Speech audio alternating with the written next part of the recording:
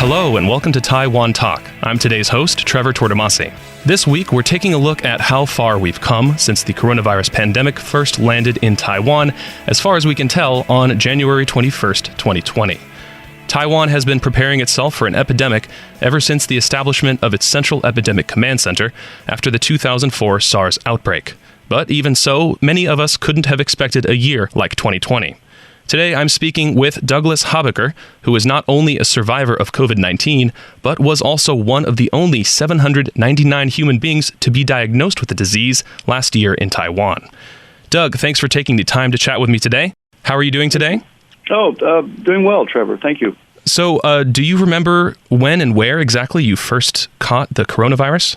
Well, yeah, it was very specific, but I obviously didn't I didn't single this out until later on, but as it turned out, I was hosting 4 friends visiting from the United States just about 3 days before I started to come down with my first symptoms of COVID-19. But at the time, they just came to visit for a day trip. From where now? From Seattle, actually. They wanted to come down and see Taichung, and so I certainly welcomed them to visit, and I spent the day showing them around the city in my car. So I think that, we were at very close quarters, and, they seemed all healthy, but I do remember that on that evening we were having dinner together, and one of my friends of those 4 was complaining to his wife that he didn't feel well. He felt chills, and he just felt under the weather, and no one really thought much of it. I think we all assumed he was coming down with a cold or something. And then I didn't think anything more of it until much later in the hospital when I was trying to pinpoint, my doctor and I were trying to pinpoint how on earth I might have got infected with COVID-19, given the fact that I had not traveled overseas or anywhere else. And so that was the point of infection, as was established later on. Do you know where they got it from? Yeah, and again, that came out later after I contacted them from my hospital room and asked them if they were okay. And then to my alarm and my doctor's alarm, turned out all 3 of them had gotten sick with something, and even they didn't know it at the point. But then within 24 hours of me contacting them, it turned out that my friend, the first one who had gotten sick, his mother back in Seattle had been diagnosed with COVID-19, and he had seen her and spent a little bit of time with her just before coming to Taiwan. That is crazy. To be the transmission chain there. Yeah, it almost seems like it was so long ago that you might be able to trace it back to its origins at that point. Yeah, I think later on I asked them, and I think they thought that she got it maybe from perhaps one of her grandchildren or something like that. I didn't go much further than that. Well, what was your experience during the onset? Well, as I noted, it was about 3 days later after I spent time with my friends, and I was sitting in my office at work, and I remember it was right around 6 o'clock in the evening, and suddenly I was just really hit with chills and just an extreme sense of fatigue and a little bit of a headache. And so I remember just going home and taking a hot shower and taking it easy the next day. And then I seemed to actually feel better. I thought, oh, okay, well, whatever it was has gone away. But then in the next day or two after that, it seemed to come back again. And then it was accompanied by kind of a nagging cough, kind of a dry cough, and a little bit of fever sometimes at night. And probably one of the most distinctive symptoms was everything started to taste really strange. Like, I didn't lose my sense of taste, but it was like I had an altered sense of taste, so that everything I ate just started to taste really unappetizing. I just didn't feel like eating anymore, to the point where it was almost like I had a hard time eating more than once or twice a day. Just nothing tasted good. But it was not until about midweek, the week after, that I started coughing up a little bit of blood that I thought, okay, there's something wrong here, really wrong here. This isn't just a normal cold. So that's when I decided to go to the hospital and get checked out. What day was that again? I saw my friends, kind of a timeline. I saw my friends on a Monday. I started feeling sick on around a Thursday evening, and then it was the following week, I believe it was a Wednesday or Thursday, that I finally went to the hospital emergency room and said, I need to get checked. This was in February of 2020? Yeah, it was right at the very end of February, and and of course, this stretched into early March. When you got to the hospital, how did the doctors initially react? And how did that change over time? Well, I felt kind of silly because, you walk into a hospital room or emergency room and you say, I think I have COVID-19, or can you test me for COVID-19? And I think the hospitals had a procedure for dealing with that. In this case, they asked me a bunch of questions. They said, well, have you traveled recently? Have you gone anywhere? Where your whereabouts been? Who have you come into contact with? And I said, no, I haven't traveled. And so they said, well, you don't really fit the profile for COVID-19 because at the time there was no real local transmission going on. And so the main thing was after waiting there for a few hours, they came back and said, well, your X-ray your lungs look cloudy. I think that was the term they used. And so we want you to spend, 2 or 3 days in the hospital perhaps so we can observe you and just see what's wrong because there's something going on with your lungs. They also rightfully said we want you to stay in a private room because we don't quite know what's going on, and so just so you don't infect anyone else. And during this whole time, were you watching the news? I mean, I feel like there were obviously many people who were very prepared for this, medical professionals included. But from the layman's perspective, a lot of the populace, it felt like it was just this faraway concept of this dangerous disease, but we couldn't have imagined maybe that it would get to us so fast. So when you were watching the news, how did that feel? Well, of course I was watching some of the news and aware of, people were starting to get very concerned in Taiwan and elsewhere about this. I mean, this was late February, early March. And but I do remember even friends, when one had worked in the hospital and said, the chances of you having COVID-19 are just minuscule. I mean, there's got to be something else. But, the moment that my friends came back and said they had gotten sick, and then, of course, these friends had visited from Seattle, that kind of set off the alarm bells with my doctor and everybody else. And I remember even before I had tested, they immediately gave me a COVID-19 test at that point, but they didn't mess around. I know the city government, their health bureau, and everybody else, they immediately ordered the hospital to move me into a negative pressure isolation room. And I noticed that the nurses and everybody else, they were wearing masks before, but they went into full PPE, personal protective equipment mode. Now, my first test didn't come back. It came back as what they call a weak positive, and so they wanted to double check, and so they gave me a second test, and then that came back positive. So then within roughly 24 to 36 hours, it was firmly established that I had COVID-19. And you, at some point, saw Chen Shizhong talk about you on the news as well? Yeah, that was kind of surreal, right? Because I was watching the daily updates from Chen Shizhong and the CECC on TV. I knew that was going to be on the television. I was curious as to how it was covered, and to hear him announce the 50th case, and this Uyghur and this foreigner, who has it. Yeah, it was just kind of unreal to see that and think, wow, he's talking about me. So looking back on all this, has the pandemic changed the way you look at interpersonal contact? Yeah, it has. I mean, I have to say that before, getting COVID-19 in those early, in January, and of course most of February, I wore a mask when I had to, where it was required on public transportation and things like that. But I kind of was one of those that felt like, well, we don't really have to worry too much. Taiwan's really safe. So I was a little bit relaxed about that. But I think that after that, of course, it changed me completely.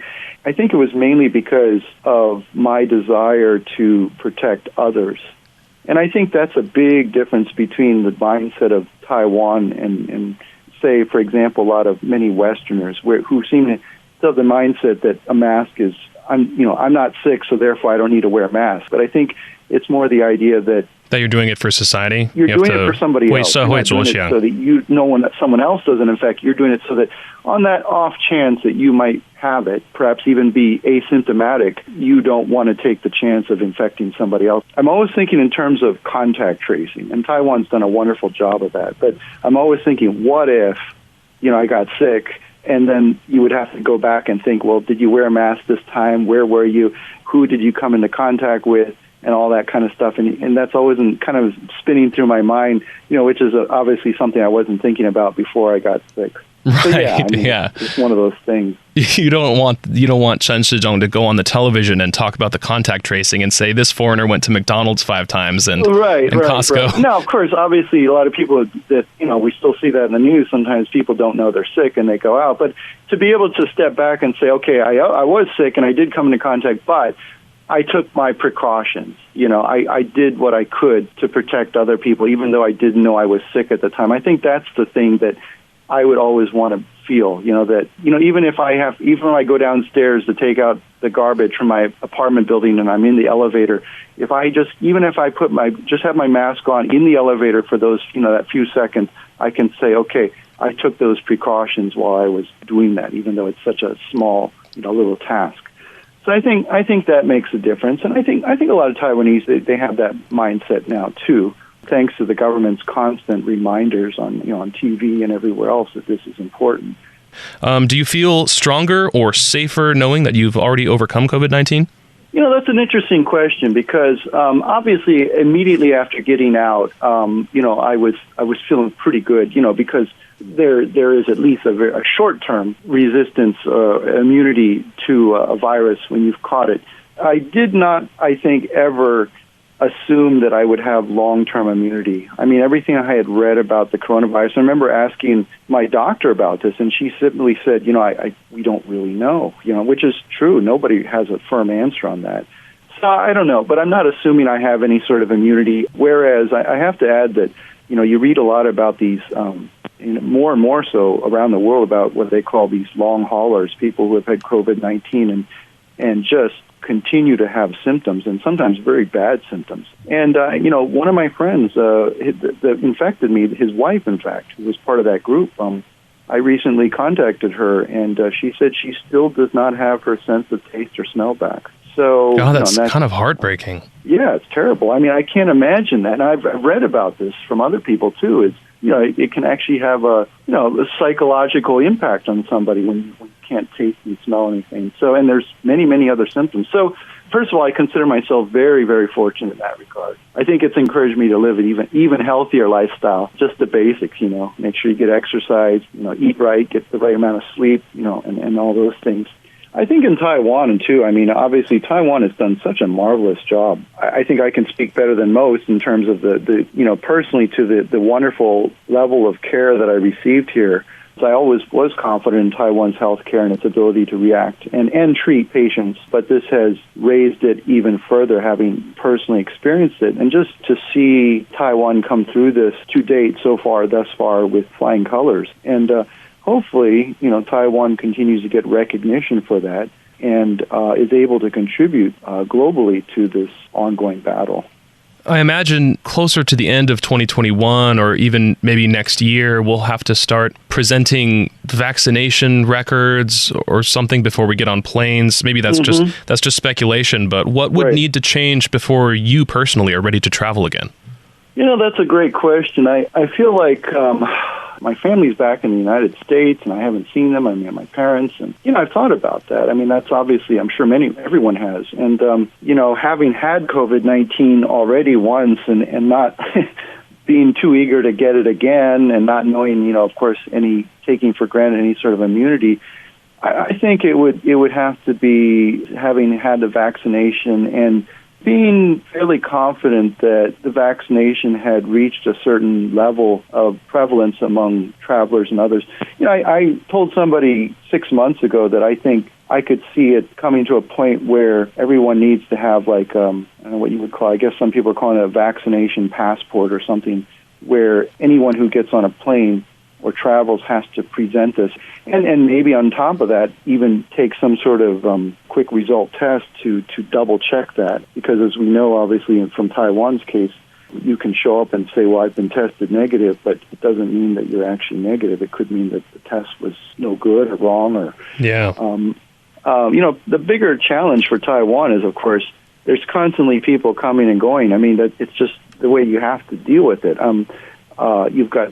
Even with the current restrictions, you still have Taiwanese returning from China and other countries, and that's their right, and the government has to make provisions for that. And then, of course, you have a very small but still continuing limited number of foreign travelers, whether they be foreign contract workers or business people. And Taiwan is a global economic power. You can't just completely shut your doors. You've got to make some provision for this. So I think Taiwan will continue to have these challenges, but again, I'm confident they can deal with that. Is there anything else you wish to say to people in Taiwan in general?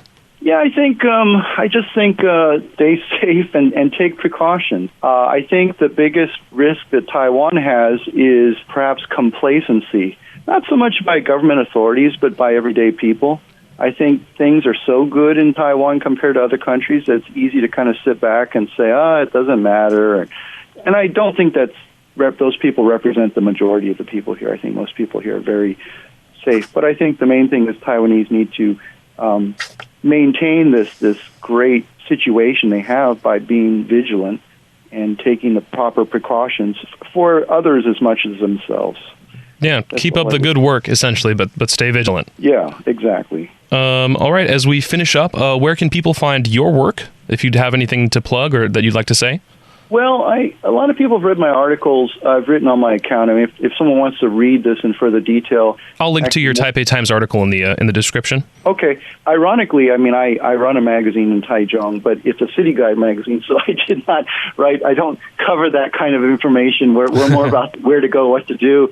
So yeah, you would not find any COVID-19 accounts in my own publication. All right, great. Well, thank you so much, Doug, for taking the time to talk with me. And my pleasure. And thank you, listeners, for tuning into Taiwan Talk. Until next time, I'm Trevor Tortomasi on ICRT FM 100.